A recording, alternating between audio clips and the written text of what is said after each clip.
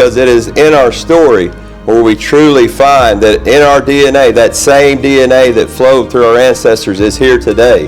And that trail of tears, that forced removal, is where we find that resilience so many times.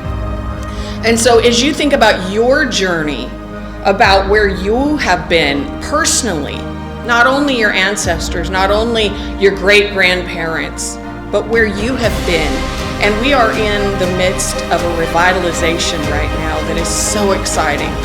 The Trail of Tears has some very meaningful stories, but each one of you has stories. We must amplify our historical perspective and not allow a modern removal. Sovereignty and self-determination are too valuable for future generations.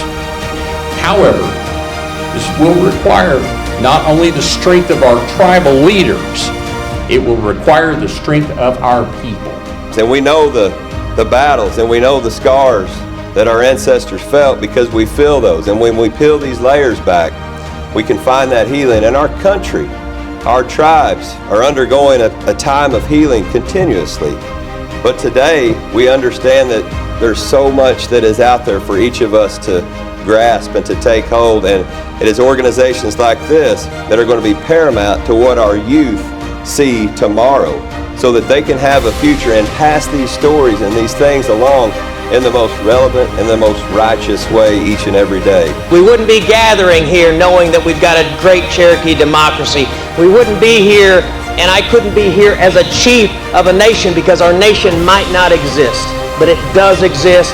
The Cherokee people are still here. We're stronger than ever, and part of our strength is we've got great friends in the National Trail of Tears Association. Thank you all very much for your friendship and your work.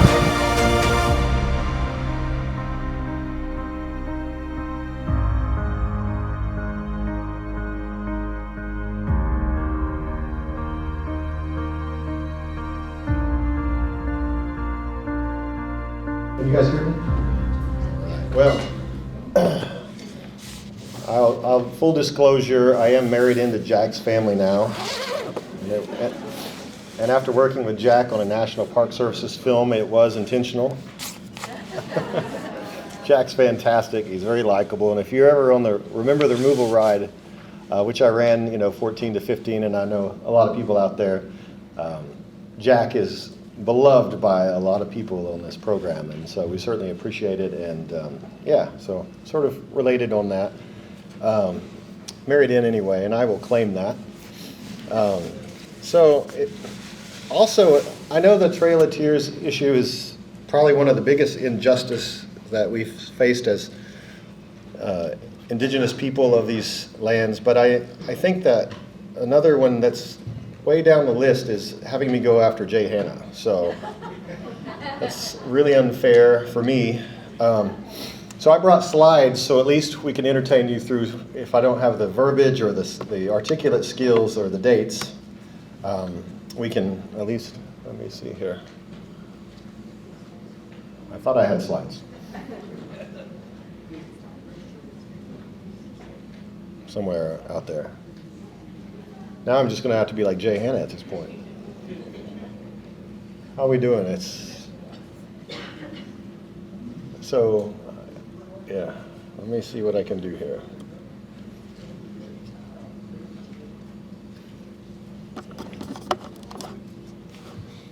Hello. Well, this is where I'll start to talk why we get that working. So one of the things that I always disliked about doing this work is when I got out of grad school, I was still fairly young, and my grandfather, had passed. But I remember him telling me about this idea of a hawk would eat their chickens back behind Grandma's house. And he told me that what you would do is he had a certain type of little rooster he'd tie up to a stake. And when that rooster would come to get that little rooster, I forget the name of it, the hawk would try to carry it off. And it was that string that was tied to a stake that would make it actually possible for it to kill that hawk. But if it wasn't staked down, that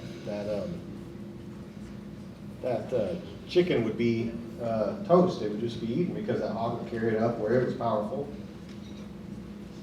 And he told me that. He'd always tell me these kind of crazy stories for a purpose. And you'd be listening in like 30 minutes in, and he'd tell you why he told it. It's knowing who you are and where you come from is that string that ties you down. Because the hawk is going to come for you.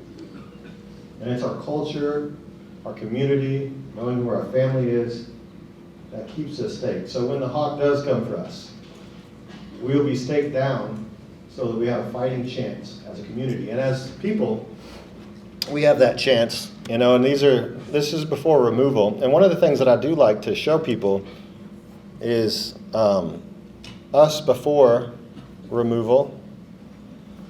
Somehow it keeps skipping this slide every time.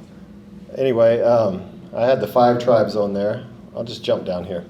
Hopefully it won't go past it. So our 5 tribes, since, the Trail of Tears is not a Cherokee story. It is a lot of nations' stories. And, our removal is a long history of us fighting for our rights. And of course, Cherokees, our last homeland section was here. And talking to this crowd is like a little daunting, because a lot of you guys spent a lot of time in on this. But as removal happened, Cherokees were very amazing people, and so were the other tribes as well. One of the things Cherokees did is, we had Sequoia, which we know, and this document's in Tulsa at the Gilcrease. Sequoia coming up with our writing system, making us so literate so quickly in our own language, and then developing it into the newspaper, and of which we have, someone from the newspaper today. Let's keep switching. Let me just do this. It's flying through there. But Will Chavez, I'll have to say, should be a living treasure in Cherokee. Talk about, a historic person that's done historic trade for Cherokees is the newspaper. And so, when we got removed, one of the first things they did is, of course, destroy our printing press. And this was, a way to destroy our media. And one of the things when we got back into Cherokee Nation that we built was our press, but we also did school systems. Education was important to Cherokees. Now, one of the things, here's where my mom's family, my mom's here tonight, so hi Mom, and my dad's here. He's white, but I love him. I still love you, Pop. And, but school systems were important, and so were teachers, and I come from teachers. I guess technically I'm a teacher. I'm a professor at the University of California now in Santa Cruz in the film department, and I worked on films for the National Park Service, and I remember when the chief at the time was trying to get me to do that job. I turned it down 6 times. He'd call me in, and I was like, I don't want to do that. Because it was bothering me, Trail of Tears, it was such a big story. And it was so much in it. But if you ever listen to these experts in our community about it, it is an amazing story. It is an amazing story about amazing people who kept us going till today. And it was more about my ability to understand the complexity of it, not understand it through a white version of this downtrodden, sad story. It is about strong people and advanced people, and that rebuilt education systems and tribal nations and communities, and the 4 directions of which, Dr. Dan Littlefield's here tonight too, who goes out there and makes sure we know our own history, talking to us, and giving on presentations and things that I got to learn over the years. Benny Smith, who helped train me, and all the speakers that taught me how to read and write in Cherokee. Community built my achievements. This was a piece I did for an animation I did for the hospitals, and this one's about Sequoia, and this is during the Civil War period, which was even more devastating by numbers of lives as removal. And so I was animating this, and learning about this process. But in the process, this is a map that's so common. We always learn, like, they put the 50 states, and the Trail of Tears is always shown by the 50 states. But of course, as you guys know, the 50 states did not exist during the removal. And I think it's, to me, a problematic situation to show the 50 states as existing as some kind of necessary, like they always exist and they should have always existed, all of that underneath this layer of our removal. Because these were not states. They were not founded, many of them yet, going toward the west. And this stuff was founded on things like an animation I made about Standing Rock at the time, when I had the chairman up there, he was the narrator for this, learning about how the United States government helped formulate this removal process and slaughtering buffaloes, right, to get rid of Indians because they couldn't win these wars. So they killed buffaloes. And the government was giving land over to corporations like railroads. And what happens when government gives corporations stuff is really problematic. And it should be something that we think about and discuss today of what it does to the average people, wealth, and all of that stuff is really troubling. And, you know, I did this animation, which is at the Scory Research Center, where Dr. Littlefield's at, and this was about the first telephone west of the Mississippi. You know, growing up in normal school systems is, as Dr. What's his last name? Redcorn would talk about, you don't have to put us in boarding schools anymore. You just put Cherokees into regular systems and other natives, and they don't learn their history. That all of our history is actually problematic because we're not teaching our own community this, and this organization is crucial to the existence of our knowledge and our history and understanding the greatness of our nations. And this is an important organization to continue and to learn from, because as we had our education systems going, soon after, in this picture, it became a boarding school, and they started taking over what's being taught in boarding schools, you know, from their perspective, where we leave out the important brilliance of our own people. And so that leaves me into like the statehood issue. Like, we ended up getting into this removal of all these tribal nations into Indian territory, of which one fun fact I always like to point out is, like, you know, which I learned from some of the people here, is like, you know, Navajos aren't here, right? You guys know why Navajos aren't in Oklahoma? I know Jack does. Besides Jack. No cheating, Jack. Julia probably knows this too. That Cherokees had an agreement to not have like hostile tribes, and we didn't get along with them. And I'm going to have to ask Jack about this. I still don't know why we didn't get along with Navajos way back then. But we petitioned to keep that group out of Oklahoma, and so they were able to stay on their homeland, which I wish it was for a positive situation, and not just the fact we didn't want them near us. But here's the land run of a violation of all of our tribal nations that were here. And I think it's good to talk about it in this terms, because as McGirt proved, it wasn't that the McGirt made a reservation in 2020, or is it? Like, that's not the case. It said that we were never taken out. So our reservations has always been here. You were born on a reservation. You live on a reservation. You grew up on a reservation. It didn't happen in 2020. It was affirmed that it still existed. And I think that's important to note, that this very bright red state would like to not see us on here. And, you know, growing up, I didn't know what Cherokee, I don't know about you guys, I didn't know the shape of Cherokee Nation when I was 10.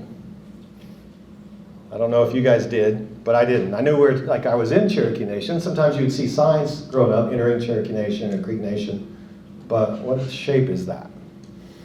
You know, I didn't know that aspect. And then, of course, the Dust Bowl came after that, and the Dust Bowl, I learned also, was caused by these people who came in, took land, and didn't know what the hell they were doing with land, right? And they destroy our ecology and cause a Dust Bowl. And in the midst of it, Native people are still holding on. Some of them have to, like, go to California. Some of those California people, Cherokees, even become famous and become the wealthiest people. And one of the things that I think about Will Rogers is what's great about him is he didn't forget that he was Cherokee. He didn't just say it. He sent like radios back home, and like he wanted communities and Cherokee people to be able to hear him. And you know, other Cherokees too, they didn't forget that they were Cherokee throughout the process. You know, Mary Ross, you know, another Cherokee. And you look at like, and since there's some Chickasaws here too, there's great filmmakers in early Hollywood. There's 3 brothers that went out there and became famous filmmakers. Chickasaws, Choctaws, Muskogee, I mean, Sterling Harjo, come on. There's so much out there today, and even previous, that we're not being taught. Like Dr. Joanna Hearn's working on a book about the Chickasaws and their early film work. They were like mass mainstream films early on. And there are indigenous people out there who have always done this work. We had telephones, we had all this stuff, but we're not being taught that stuff. And I had to learn that throughout this process of making work. I had to learn that we had typewriters, right? Once in a while you might come across something if you're Cherokee and you see something like this, but you don't know the history of it. We're not taught either. You know, this is Herman Zapp. You guys, this is a famous font designer that did a lot of fonts that, this guy named Steve Jobs, he hired him in the 70s to do a font, a Cherokee font. Now it didn't make it into the system, but that's where I come in later on. Like Steve Jobs knew who we were in the 70s. And as I started doing work, you know, you'd learn about the American Indian Religious Freedom Act, of which, you know, of course, a lot of our ceremonial practices were illegal. And this is over at the Sequoia Research Center. That's 4 by 8 feet. That's a stomp ground painting. And I did this one. It's just a little, like if it was the full detail, you'd see that I parked my little bug at the time on the side. And this is good words. One of the things that I love about the cultural practice is when the head people go out there and talk, the head men usually, they can't say any don'ts. They only have to say positives. Now that, to me, is a wonderful guidance of our value systems. And Benny will talk about it, and some of the elders will talk about this idea of guiding people without telling them not to do something, but to tell them positives, about respecting each other, about being kind to one another. Like this was who we are as a people. And so a lot of this stuff, you know, people know me for doing like work on the iPhone or computers and all of that stuff, but I actually followed all of these people that came before us. I mean, I worked with the Park Service, I worked with Jack, I worked with all of these people. And then things were set up even right before I came into existence into this language technology world. Is in 1976 or 86 or 96, this guy named Michael Everson called Cherokee Nation, Dr. Gloria Sly, who put one of her employees, Durbin, to help put this document. It was a 300-page document to put it Cherokee language into Unicode. Now, I didn't have to do this. It was set up for me, but it got never adopted into computer systems. So the stuff that I did was working with people of my time, with speakers, and people that came before me, like Durbin, who I worked with later on some of this. But he did some work with Michael Everson, you know, decades before that helped me. And then where I come into this crazy Cherokee language world is I started doing an animation called The Beginning They Told in 2000. It seems longer, farther back every year. And before, this was done in Photoshop because we didn't have our language on computer systems. So I had to do this in a Photoshop and then put it on there. And for you film and video people, it had to be re-rendered every time. And then if I had a character wrong, we had to like take it all the way back into Photoshop and do the alpha channel and a re-render and all of that and export. It was painful. And subtitles were really hard. But we ended up getting into the computer system, or getting The Beginning They Told, and the University of Pennsylvania, which was one of 3 schools that taught computer animation at the time. I was a sculptor, and I ended up getting into this because of some professors, and they basically disbanded their sculpture department. And I was a pretty good sculptor. I got into one of the top 5 universities at the time to do a sculpting degree in my master's, and then I ended up becoming a computer animation and a film person because they didn't have the things that I really wanted to do, and I ended up doing stories in Cherokee. Now, one of the things that I learned about this process is there is talent in our community, and every person has a talent here that actually has helped us. Like here, this was me as a young person. I've got a cheesy smile there too, so it hasn't changed. And this was VHS tapes for you fellow people that remember VHS tapes. Like, this was fun, and the chief at the time, Chad Smith, he bought a copy for every second grader in Cherokee Nation and put it out there. And to me, that was a big deal. And this is before YouTube. We didn't have that option. We had to think innovative. For a while there, I had these in the back of my trunk, and I was handing them out of my trunk, trying to get people to hear things in Cherokee. And when I came back, Joaquin Young over at American Indian Resource Center wrote grants for me to teach in Muskogee Creek and Cherokee Nation. And so I started teaching children how to do it, and we made animations. And if you ever contact me, I have them in links online. I have them mapped out so you can actually see where they were made, and the creeks are in red and the Cherokees are in blue there, kind of like our tags. And it was a lot of fun. I spent years doing it. I worked on documentaries, so I worked with the 5, I don't like that other word, but big tribes, I'll call it.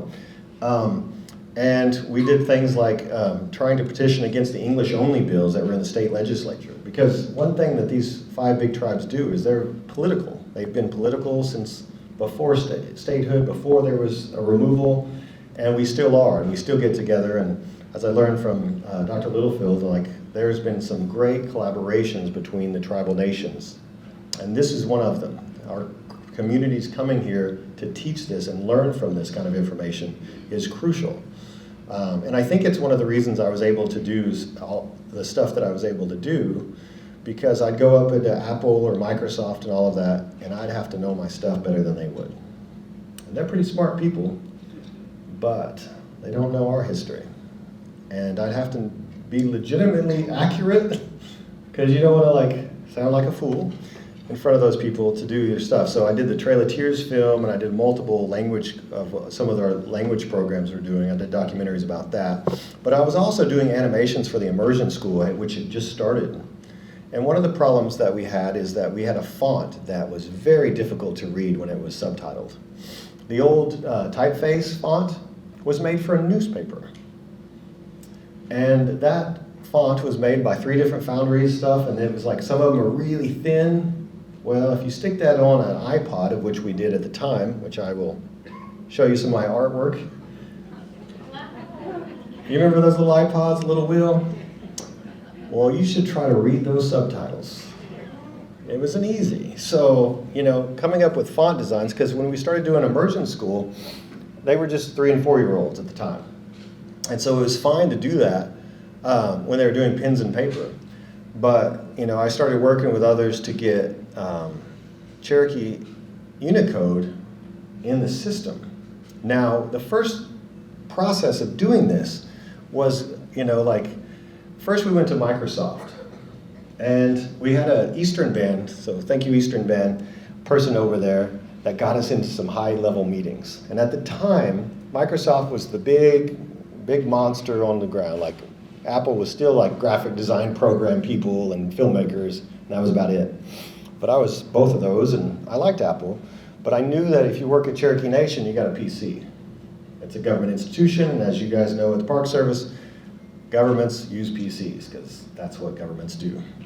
So we had to figure out, how do we get this on that? So we flew up there. Tracy Monteith was setting up all these meetings with the heads, and they asked us, one of the heads go, how many speakers do you have? And we didn't have that many at the time. We have less now, but we were around 10,000 at the time. He goes, well, there's a place in India, and he named it. There's 5 million speakers there, and we don't support their language. Why would we support you? Well, they took us out to dinner, and then we left. And I was like, I gotta have a better answer. This. So I started trying to get Apple to do it. And so I met some people at Apple that were working with it, and I told them what I wanted to do. And so I started Googling all of Apple, and then we took our chief. I got invited eventually, after about a year of like bugging people, I got invited out to Apple. And we took the chief and some immersion kids and some speakers and some of the tech people like me, and we went out there, and before you know it, we had computers that worked in the Cherokee language. And that was a big deal for us to have a distinct writing system. Like, a whole group of us went out, we were able to like do that kind of work, and this is what I made on my computer. And then I had a colleague, he sent it off to Canada, and we had it printed out. And this next picture, I actually was using this with meeting with a student the other day. I love it because you can tell it's a little girl's hand, and the keyboard's on there, and they're typing in Cherokee. And it was really exciting. And we did wikis and blogs in Cherokee. We did all the emails in Cherokees and passwords. And this was a big deal for us in the 2000s, which, you know, for some of us, we remember the 2000s. It was exciting. And this iPhone came out. And I don't know if you remember, like, everybody has a flip phone now. Now they're annoying. But used to, when you saw someone with an iPhone, that was a reason to go talk to them. Now it's like, get off your phone, let's talk. But when you first came out, it was amazing. And also about the same time was texting. Now, one of the problems with texting is I was sitting on the immersion steps one day, and I was watching these two little girls text each other in English at the immersion school. And we weren't even teaching them about that. And they were writing in English. And I was like, oh my God, we did all this work, flew out all these places, and now we're screwed because we're not on phones. So we went out again, and within a few years, 2 years of work and designing a keyboard. This is my first iteration. I designed the original keyboards on the iPhone, and I would send them in, and they wouldn't tell me anything. And I was like, well, does it work? And then, like, if I got a good, like, if they finally said anything, it was like, there's a lot of keyboards on there. Because at 86 characters, you got to switch out to see stuff. Well, finally, after 14 revisions in 2 years, it came out in 4.1. And we had a person, Mike Miller, who was great at the time. He was a communications head at Cherokee Nation. He held the story from September to December 23rd. Which sounds crazy, because I thought it was crazy. Like, when is it going to tell anything about it? Because we want people to know that you can use Cherokee now and we can get this writing system off the ground. And when it released it, it was such a big story, it went everywhere. It was in 600 newspapers the second day. It was around the world. Everybody that I went to college with from another country started emailing because my name was in it, and I was like, holy crap, everyone knows about it. And we were able to do digital books and texting. And our language was, you know, even when the iPad came out, we were on that. And we worked with the Cherokee Phoenix. So originally what would occur with our language is a translator would type it up, an article, and they'd have to send it in. Because it wasn't Unicode compliant, especially because of the IT department of Cherokee Nation. It's my opinion, only my opinion. Anyway, we couldn't get this done properly, and the translator would have to go over to the Cherokee Phoenix and retype in the document because the periods would turn into other things, and there was any numbers up at the top would turn into numbers, not letters. And now they could just type it and send it in, and that would be it. It was amazing to be able to utilize our language across things. And so for people that, like, you know, if you're Chickasaw, your language is already Chickasaw on your phone. Just use Chickasaw. Like, Muskogee, if you're using you know, English orthography or writing system, go ahead and do it. Like, it makes it a little easier in some ways because we're able to like show it off a little bit. But you guys can do it. We ended up doing the Google search engine in Cherokee, which was wonderful. And this is like the colonial, like probably my dad's side of me. They messed up a code on the Google search engine. And everybody that wasn't using English orthography, like if they were using Russian or Chinese or Swedish that had a different character that was in the system, it would have a glitch from time to time and turn it to Cherokee across the world.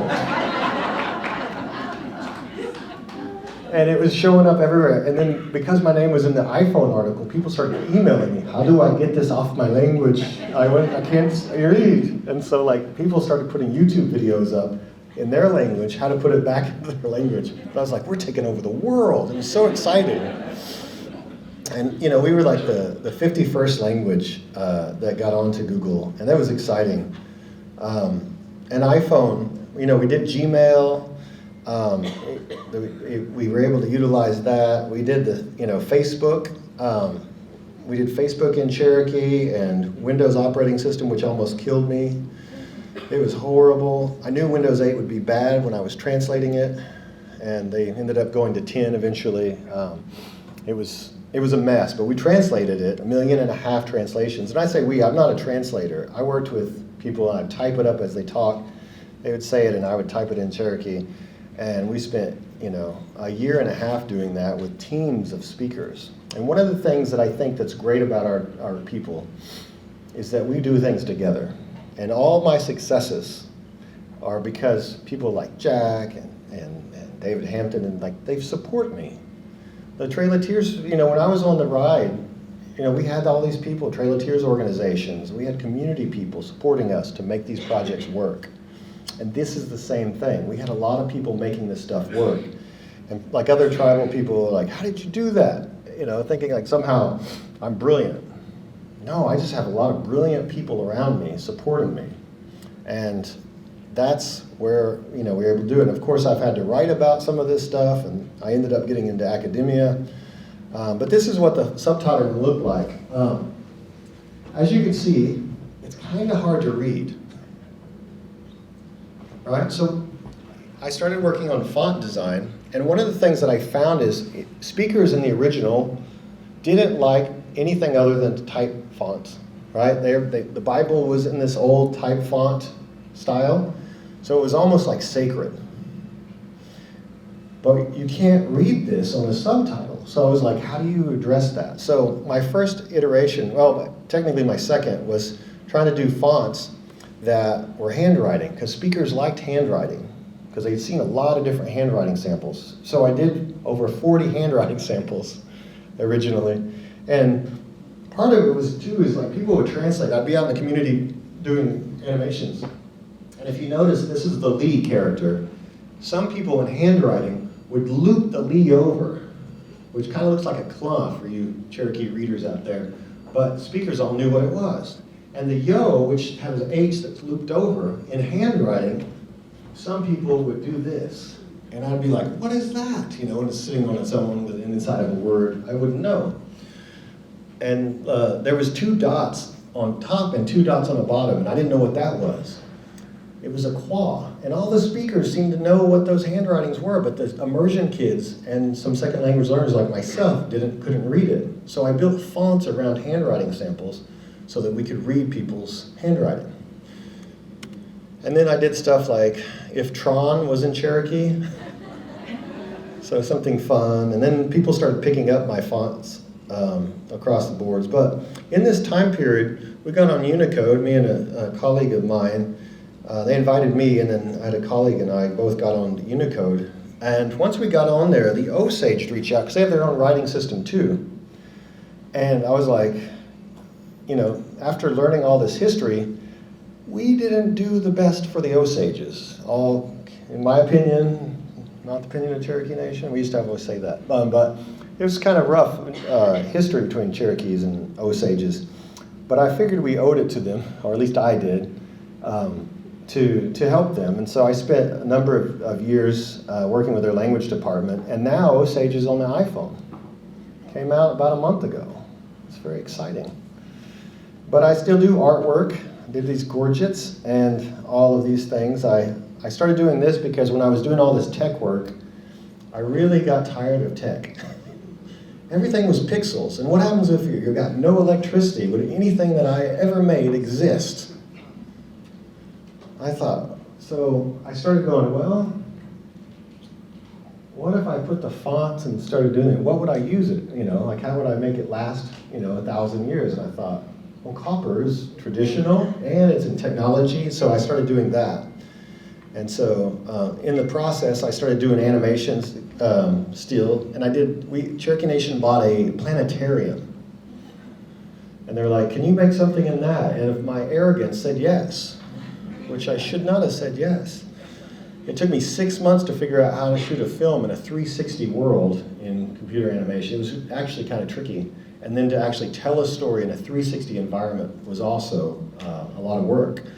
And so I did that, and it was actually really amazing. When this Ooptane, this winged serpent, comes down and eats the audience, those little kids would scream.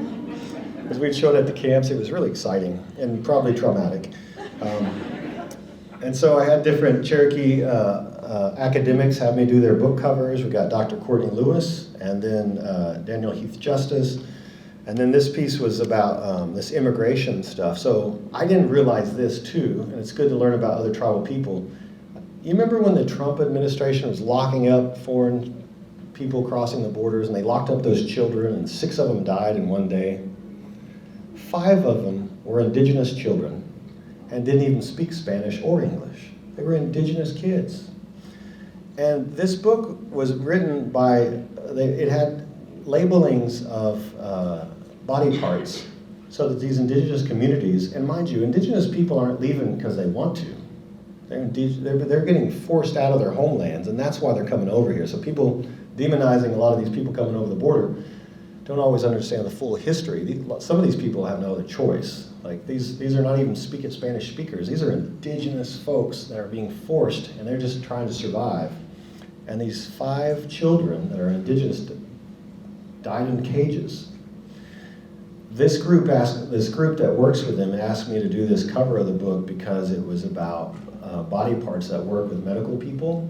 And they published this out to work with a bunch, because they have a lot of languages in Central and South America, to ask questions about what's wrong, how they're feeling. And so I was really honored that I got to do that book. In the process, I got invited out to Google to present the thing that I did. And I worked with the Park Service on this. I gave them the KML files, which was great. And then I worked with Cherokee Nation, and of course Jack Baker and all the Trail of Tears associations were really helpful in me geolocating the journals of the Trail of Tears that were written at the time. And we would have kids read it when I was in charge of the program, and they still do, and along the route. So it was written, you could read it right where it was written, you'd know who died that day, and sometimes you'd even know their genealogy. Well, Google heard about it and invited me out. And I wanted to go for one major reason. When we were doing the Microsoft operating system, we had to do the countries of the world. And I had a couple speakers with me, Durbin and David Crawler, and we had 1 week to do all the countries of the world and major rivers and stuff like this. I was like, where's Cherokee Nation? We're not on here. And one thing that bothered me is, like, Tibet's not a country. Did you know that? It's certainly not in the Microsoft operating system because China says it's not. And Palestinian is just a territory, not a country. Even though it used to be a country, it's not a country anymore because Israel says it's not. Well, Taiwan's not a country to Microsoft because China says it's not a country. And guess who isn't a country either? Us. Well, what makes a country and what's not is by the powerful neighbor that says it is or not. But we still are. Chickasaw Nation is a nation. Choctaw Nation is a nation. Cherokee Nation is a nation, regardless of the United States. And I used to think you'd have to go to Washington to get us on a map, right? But then I realized I need to go here. So I started to explain that to him, and then you had a 2-minute talk. You could give a 2-minute, and I wanted it. But at the end of it, the vice president, which is the vice president at Google, was for the map. This was vice president, was for the whole mapping group. She gave the presentation, the opening of the thing. And Geo for Good is a conference for indigenous folks and people that work with indigenous about like social injustices. And that's how I ended up getting invited. And it's not really set to be indigenous. It's like world injustice stuff about land and such. It just happens to be that indigenous people are some of the most, problematic situations across the world that indigenous people go through. 80% of biodiversity is being saved by the 1% of indigenous people of the world. 80%. That means if the world's going to be saved, and we have a world for our great-grandchildren and grandchildren, it is the indigenous people of the world that will do it. So I was like, the vice president spoke, and they're starting to understand that at Google.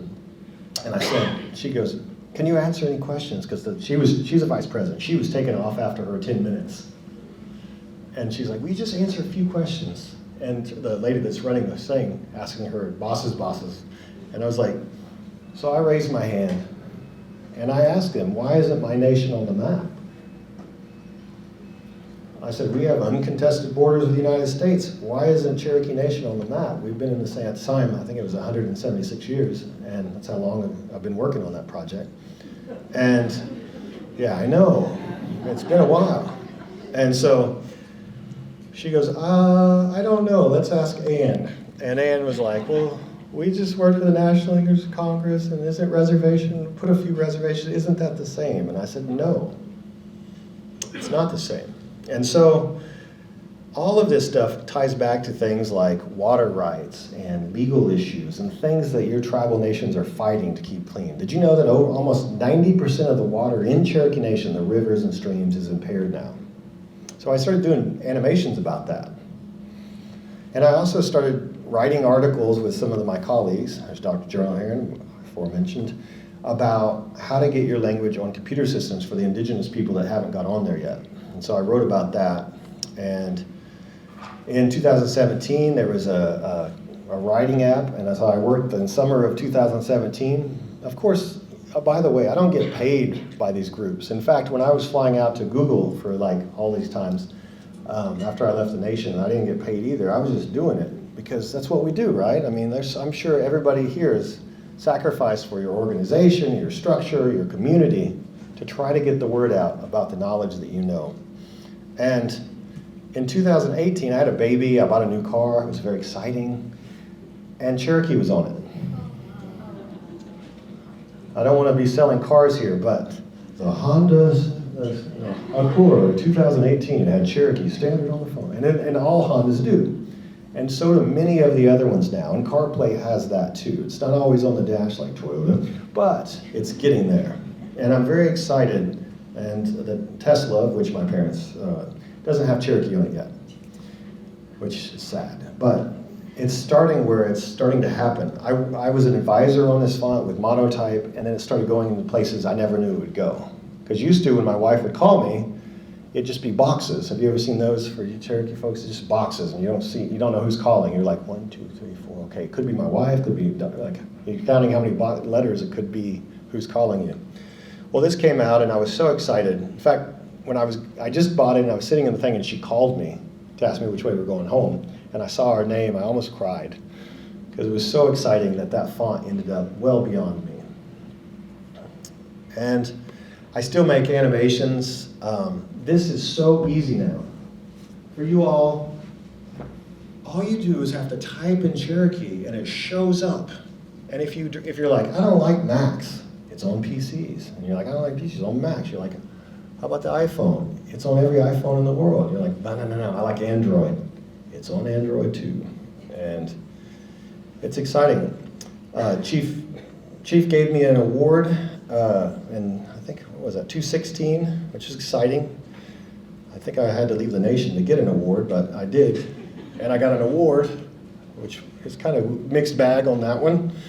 And then, of course, I started doing more water issues. And I did this with Sarah Hill when she was on the environmental department, which the chief put her in charge of. And I really think that's important for chiefs to actually put environment, higher up in the organizational structure, because of how bad environmental issues are starting to be.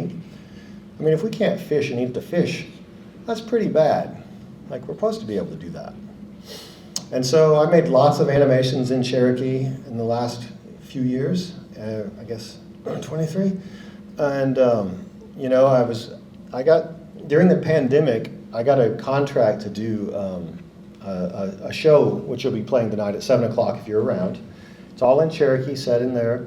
But there was a funding stall by Cherokee Nation because Cherokee Nation was doing their best to pay their employees to stay home and to save lives and protect their people. And so one of the things that happened is I hired a person, and they were in an apartment, they didn't have any money coming in. So I took another project so I could pay him.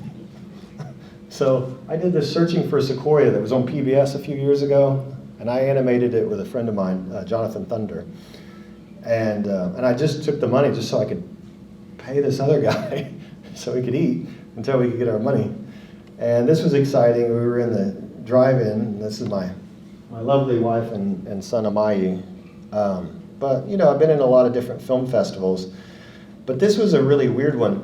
We were in New Zealand. My wife was speaking at a medical school over there.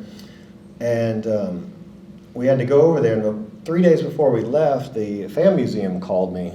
And, you know, I'm known as a filmmaker and an animator, but I also do like that copper work. And they wanted me to design, or bid to design a copper wall at the Fan Museum. And I was competing against amazing artists. Like, I always feel bad to mention their names because they're like really amazing artists, and I think I should have lost. But for some reason, I was selected, and I got to do the entrance of the museum in Copper Wall, and I call it Indigenous Brilliance.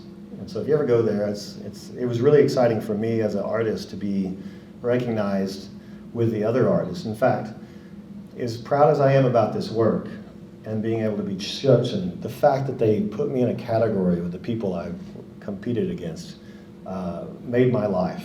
Like someone thought I was as good as, I used to say the names, but I was like, man, they're so good, I don't know if I should say their name anymore. But so I used the McGirt ruling, which thanks to the Seminole and Creek Nation and people that fought that, and even Cherokee Nation did some legal work to try to convince the U.S. government about McGirt, which there's a lot of people that worked on McGirt to make this case possible.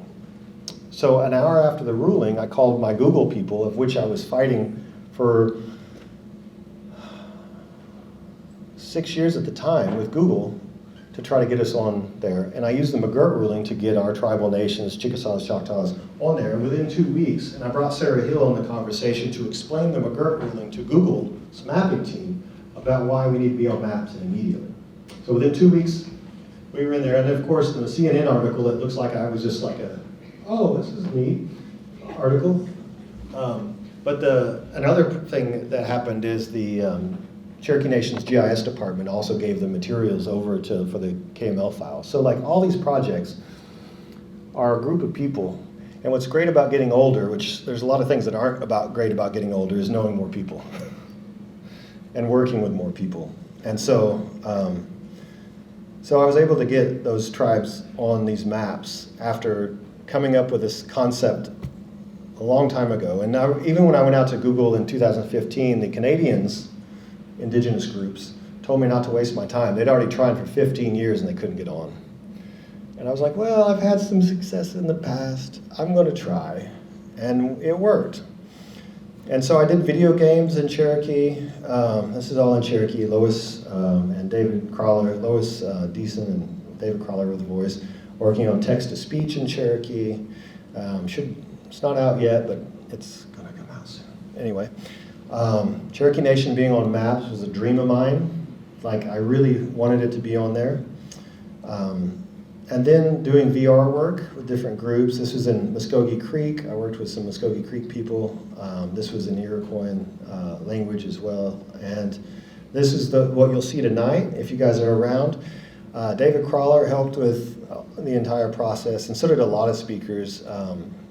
And of course, there's so many people to thank on this project from Cherokee Nation.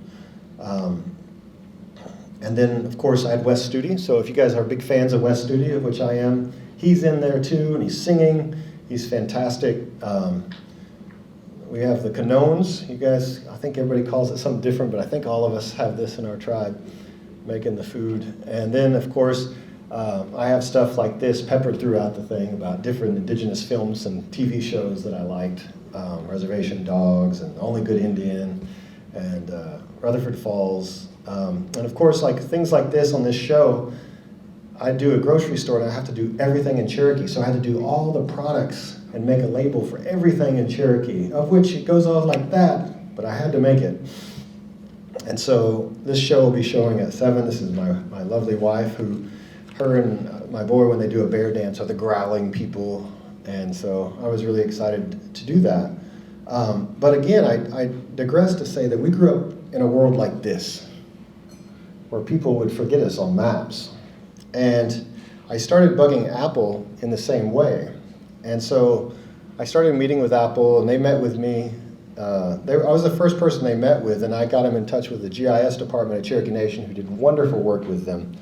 The Canadians who told me about not going with Google, I connected them with those people who were they had all the KML files and the data of where those tribal communities were in Canada. And this into the spring, this happened, where Cherokee Nation and Osage Nation and Creek and Seminoles, it was so exciting. It's on maps now, on Apple Maps, on your iPhone, on every iPhone in the world. So Chinese people can see us. We exist, and this was a big deal. In Canada, they exist too.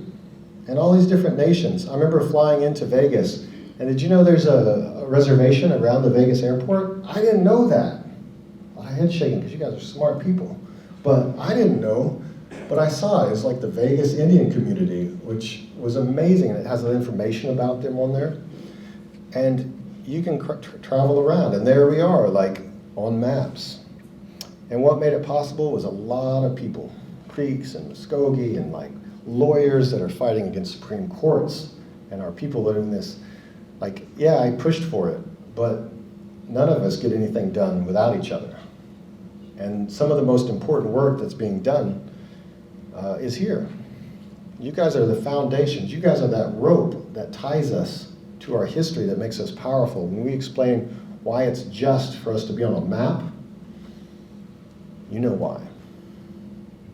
And that's this group. And although I fought to learn about the Trail of Tears, and I had to go through 6 committees doing that film, which about killed me, I learned so much from so many people that it made it possible to do this kind of work, so that, over the years, whether it be Google or Microsoft or all that stuff, I could talk about my nation. I could talk about the history of my nation. I could talk about my language, I could read it, and I could explain to people why it was important to put it on there. And it's this kind of depth of us understanding, because in the United States, if it didn't happen in the last 20 years, it's old, except for the Constitution. But other than that, nothing matters until now. But for indigenous folks, our history is part of who we are. Our culture, our language, all of this stuff is a historic understanding and value.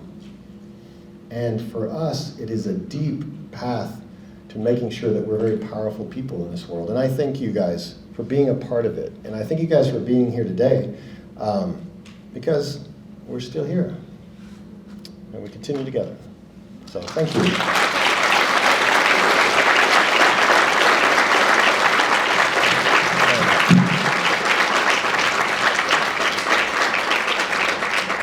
I don't know if Jack, am I done? Can I leave? No, I'm going to be here tonight at 7, so if you guys have any questions. Unless you want to answer questions. Did you guys have any questions? Yeah. Yeah, I was just wondering, what's your thought on generative AI and LLMs, and how can we put in guardrails as the codes being made for generative AI so that the unconscious bias that exists in society now doesn't get perpetuated? A great question about AI and how does it unconscious bias. So AI, as you guys know, artificial intelligence of computers doing things, is really built off of a colonial white system. If you've ever looked at ask AI to say Chickasaw person and see what it generates.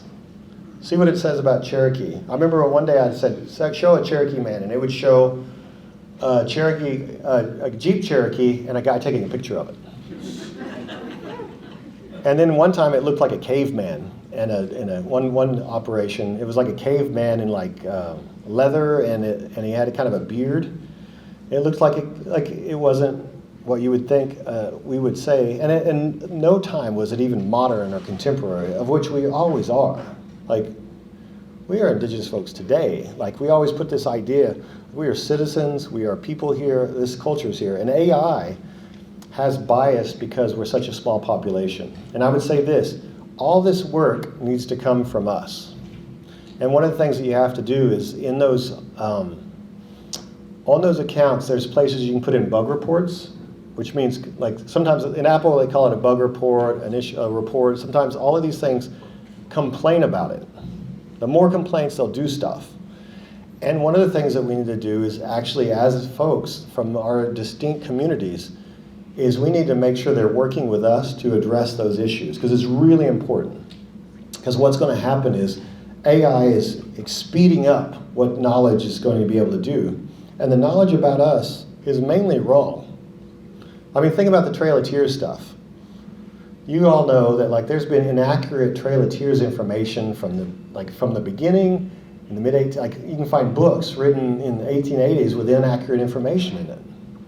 And that stuff doesn't know how to articulate which one's correct and which ones are not. And that really is important for them to work with indigenous communities and tribes, and also, like, academics, so they can say, well, that's not true.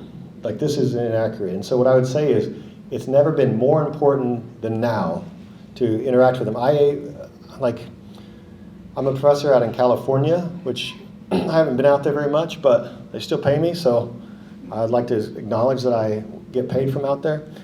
And I got to meet with a lot of people over this AI issue, and some of the stuff that's happening is really neat, but it's really problematic for indigenous folks because we need accurate information about us, and they're going to have to start to work more heavily with us in that. And so Cherokees have always had lobbyists in Washington. Did you guys know that? Since like 17-something. But I think all of us as indigenous people would be better served in making sure we have lobbyists in Silicon Valley now. Because we need to, like, right now, one of the things that I'm working toward is to try to get our nationhood equal to states. Because right now we're still below them, but as you know, for any lawyers or stuff, we should at least be equal to on the visibility level. And so we're pushing to get up one more step. The first stage is to get on there, and the next stage is to get, like, accurate information. And ethically, I think we should be above states, but at the very least under federal law. The problem is we have to keep our voices with AI and all of that stuff, and to bug those companies. And every major tech company is doing work in this field, and it is atrocious. Like, if you've never tried it, jump on there and give it a try. Type in, like a Muskogee Creek tribal town, and you'll be really disappointed. I've done it. So I'll let you try it. And so I think one of the things is, this is something to be concerned. It's just like when all of us came together, and many times historically, and what are the threats? AI is a threat to accuracy, to who we are. And I think just like education systems across the United States often are inaccurate. And it's great that the Park Service is here and working with us, because without us, like, they goes off and it gets into a different thing where it doesn't get our point of view. And one thing that I've always liked about Park Service is, the hope to get it more accurate as we go. And so AI needs this kind of approach as well. And it's tough because there's so many tribes, right? And there's so many inaccurate histories out there, even if they've ever heard of us. Because I've tried to put in some random names, and they don't even know what to do with that. And in fact, sometimes it'll give you an error message because they don't know who you're talking about. And so what I would say is, if there's chiefs or very powerful people, you should have at least somebody addressing this stuff in your tribe, like government, because we need to start doing that kind of work. And individually, I would just say, type it in and then complain to them about it. Because I send in things about it. I was like, this is terrible. How racist. We're not in the 1800s. If I didn't say Cherokee in the 1800s, why do you assume that we're in the 1800s? Because we're still today, too. So anyway, it's a great question.